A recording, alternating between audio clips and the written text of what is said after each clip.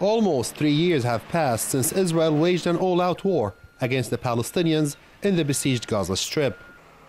Although the onslaught has faded from the headlines, its victims continue to suffer physically and psychologically.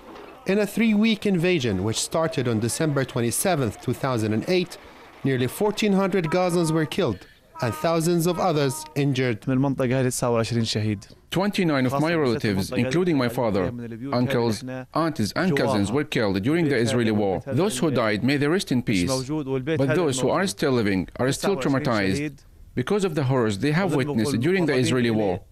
My sisters are still receiving treatment for their injuries, and all of us here have psychological scars because of the Israeli war crimes.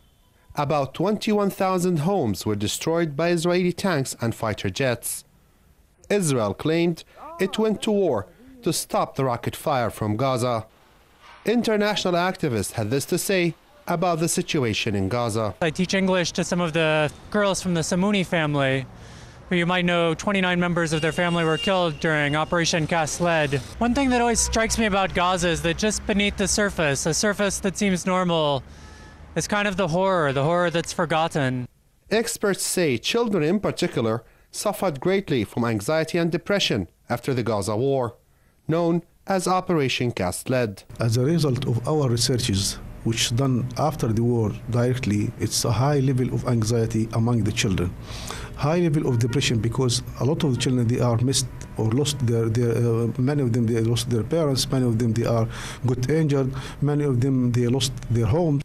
Human rights groups have often accused Israel of violating every single international convention governing the rules of war and the treatment of civilians.